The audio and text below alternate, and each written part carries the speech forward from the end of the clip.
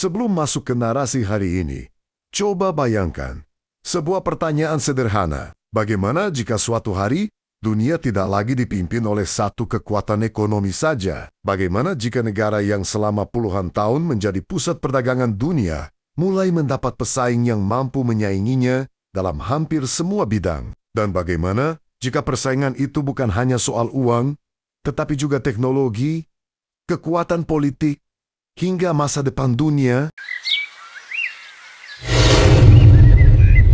Inilah kisah tentang dua raksasa ekonomi yang hingga hari ini terus bersaing. Amerika Serikat dan China, dua negara dengan kekuatan luar biasa, dua sistem ekonomi yang berbeda, dan dua visi yang tidak selalu sejalan. Persaingan mereka bukan sekadar berita di televisi atau angka-angka di bursa saham. Persaingan ini memengaruhi harga barang yang kita beli, pekerjaan jutaan orang, investasi global, bahkan arah perkembangan teknologi yang kita gunakan setiap hari. Untuk memahami mengapa kedua negara ini sering berselisih, kita harus kembali ke beberapa dekade yang lalu. Setelah Perang Dunia Kedua berakhir pada tahun 1945, Amerika Serikat muncul sebagai kekuatan ekonomi terbesar di dunia. Industri Amerika berkembang sangat pesat. Pabrik-pabrik memproduksi mobil, pesawat, mesin, komputer, dan berbagai barang yang kemudian diekspor ke seluruh dunia. Mata uang dolar Amerika menjadi mata uang internasional yang digunakan dalam perdagangan global. Banyak negara menyimpan cadangan devisa dalam bentuk dolar karena dianggap stabil dan terpercaya. Selama puluhan tahun, posisi Amerika hampir tidak tergoyahkan. Banyak perusahaan terbesar dunia berasal dari Amerika. Teknologi baru lahir di Silicon Valley. Bank-bank terbesar berada di New York. Investor dari seluruh dunia datang ke Amerika untuk menanamkan modal mereka. Sementara itu, China pada masa tersebut masih merupakan negara yang relatif miskin. Sebagian besar penduduknya bekerja di sektor pertanian. Infrastruktur masih terbatas. Pendapatan per kapita jauh lebih rendah dibandingkan negara-negara maju. Banyak pengamat saat itu bahkan tidak membayangkan bahwa suatu hari China akan menjadi penantang utama Amerika. Perubahan besar mulai terjadi pada akhir tahun 1970-an ketika pemerintah China meluncurkan kebijakan reformasi ekonomi dan membuka diri terhadap investasi asing. Langkah ini menjadi titik balik yang sangat penting. Perusahaan-perusahaan dari Amerika, Jepang, Eropa, dan negara lainnya mulai membangun pabrik di China. Alasannya sederhana, biaya tenaga kerja di China jauh lebih murah dibandingkan negara maju. Dengan memproduksi barang di China, perusahaan dapat menekan biaya produksi dan menjual produk dengan harga yang lebih kompetitif. Perlahan tetapi pasti, China berubah menjadi pusat manufaktur dunia. Mainan, pakaian, sepatu, televisi, komputer, hingga telepon genggam mulai diproduksi dalam jumlah yang sangat besar. Hampir setiap rumah di berbagai negara memiliki setidaknya satu barang yang bertuliskan buatan China. Pertumbuhan ekonomi China berlangsung luar biasa cepat. Jalan raya dibangun, pelabuhan diperluas, bandara modern berdiri. Kota-kota baru bermunculan. Jutaan orang berhasil keluar dari kemiskinan. Dunia mulai menyadari bahwa China bukan lagi negara berkembang biasa. Pada saat yang sama, hubungan ekonomi antara Amerika dan China justru semakin erat. Amerika membeli berbagai produk dari China dalam jumlah sangat besar. Sebaliknya, China memperoleh keuntungan dari ekspor tersebut dan menggunakan sebagian pendapatannya untuk membeli obligasi pemerintah Amerika. Hubungan ini terlihat saling menguntungkan. Konsumen Amerika menikmati barang yang lebih murah. Perusahaan Amerika memperoleh keuntungan lebih besar karena biaya produksi rendah. China mendapatkan lapangan pekerjaan, devisa, dan pertumbuhan ekonomi yang sangat cepat. Namun di balik hubungan yang tampak harmonis itu, sebenarnya mulai muncul berbagai persoalan. Banyak pabrik di Amerika mulai tutup karena tidak mampu bersaing dengan biaya produksi yang jauh lebih murah di China. Beberapa industri memindahkan produksinya ke Asia demi mengurangi pengeluaran. Akibatnya, sebagian pekerja di Amerika kehilangan pekerjaan. Di sisi lain, China terus memperkuat kemampuan industrinya. Awalnya mereka hanya memproduksi barang sederhana, namun seiring waktu, mereka mulai mampu membuat produk yang jauh lebih canggih, seperti kereta cepat, kendaraan listrik, satelit, hingga teknologi komunikasi modern. Perubahan inilah yang mulai mengubah cara Amerika memandang China.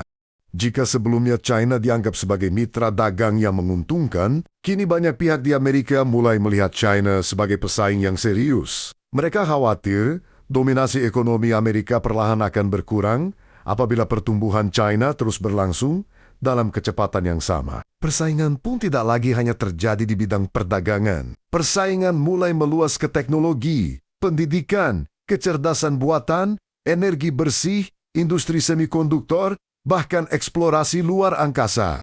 Bayangkan dua pelari yang berada di lintasan yang sama. Selama puluhan tahun, pelari pertama berada jauh di depan. Namun perlahan-lahan, pelari kedua terus memperkecil jarak. Ketika selisih semakin tipis, persaingan menjadi semakin ketat. Begitulah gambaran hubungan Amerika dan China saat ini. Bagi Amerika, mempertahankan posisi sebagai pemimpin ekonomi dunia bukan hanya soal kebanggaan. Posisi tersebut memberi pengaruh besar terhadap perdagangan internasional, investasi, sistem keuangan global, dan kebijakan ekonomi banyak negara. Sementara bagi China, pertumbuhan ekonomi merupakan jalan untuk meningkatkan kesejahteraan rakyatnya sekaligus memperkuat posisinya di panggung dunia. Pemerintah China ingin membangun negara yang mandiri dalam teknologi dan tidak terlalu bergantung pada negara lain. Perbedaan tujuan inilah yang membuat hubungan kedua negara sering mengalami ketegangan. Meski demikian, ada satu hal yang menarik. Amerika dan China sebenarnya tidak bisa begitu saja memutus hubungan ekonomi. Banyak perusahaan Amerika masih bergantung pada pabrik-pabrik di China. Sebaliknya, banyak perusahaan China membutuhkan pasar Amerika untuk menjual produk mereka. Inilah yang membuat hubungan kedua negara menjadi sangat unik. Mereka bersaing dengan keras, tetapi pada saat yang sama juga saling membutuhkan. Ibarat dua pohon besar yang akarnya saling berkaitan. Keduanya bisa saling berebut sinar matahari. Tetapi jika salah satunya tumbang secara tiba-tiba, yang lain juga akan merasakan dampaknya. Pertanyaannya sekarang adalah, apa yang terjadi ketika persaingan ini berubah menjadi perang dagang? Mengapa Amerika mulai mengenakan tarif tinggi terhadap produk-produk China? Bagaimana China membalas kebijakan tersebut? Dan mengapa perebutan teknologi seperti kecerdasan buatan dan chip semikonduktor menjadi begitu penting? Karena disitulah persaingan ekonomi Amerika dan China memasuki babak yang jauh lebih panas, dengan dampak yang dirasakan hampir di seluruh dunia. Kini kita memasuki babak yang lebih menegangkan. Babak ketika persaingan ekonomi berubah menjadi perang dagang yang mengguncang dunia.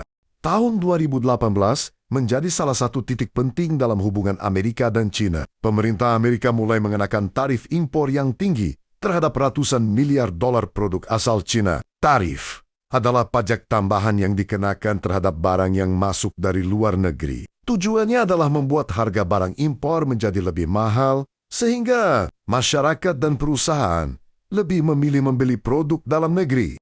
Amerika beralasan bahwa selama bertahun-tahun, neraca perdagangannya dengan China mengalami defisit yang sangat besar. Artinya, Amerika membeli jauh lebih banyak barang dari China dibandingkan barang Amerika yang dibeli oleh China. Menurut pemerintah Amerika, kondisi ini menyebabkan banyak industri dalam negeri kehilangan daya saing dan jutaan lapangan kerja berpindah ke luar negeri. Namun, alasan Amerika bukan hanya soal defisit perdagangan.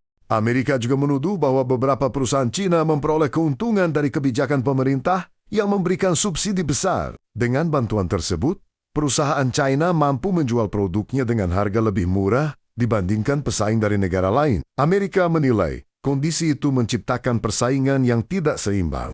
Selain itu, Amerika mengkhawatirkan perlindungan hak kekayaan intelektual. Banyak perusahaan teknologi Amerika menginvestasikan miliaran dolar untuk melakukan penelitian dan mengembangkan produk baru. Mereka ingin hasil inovasi tersebut terlindungi sehingga tidak mudah ditiru oleh pihak lain. Persoalan inilah yang berkali-kali menjadi sumber ketegangan antara kedua negara. China tentu tidak tinggal diam. Sebagai balasan atas tarif yang dikenakan Amerika, pemerintah China juga memberlakukan tarif terhadap berbagai produk asal Amerika, produk pertanian, seperti kedelai, jagung, dan daging menjadi sasaran utama. Akibatnya, para petani Amerika kehilangan sebagian pasar ekspor mereka, sementara perusahaan di China juga harus mencari pemasok dari negara lain. Dalam waktu singkat, perang dagang berubah menjadi saling balas kebijakan. Investor di seluruh dunia mulai khawatir. Pasar saham mengalami gejolak. Banyak perusahaan multinasional menunda investasi karena tidak yakin bagaimana hubungan kedua negara akan berkembang. Perusahaan-perusahaan besar yang selama ini mengandalkan pabrik di China mulai mempertimbangkan untuk memindahkan sebagian produksinya ke negara lain, seperti Vietnam, India, Meksiko, atau Thailand. Langkah ini dilakukan agar mereka tidak terlalu bergantung pada satu negara dan dapat mengurangi dampak tarif yang tinggi. Tetapi persaingan ternyata tidak berhenti pada perdagangan barang.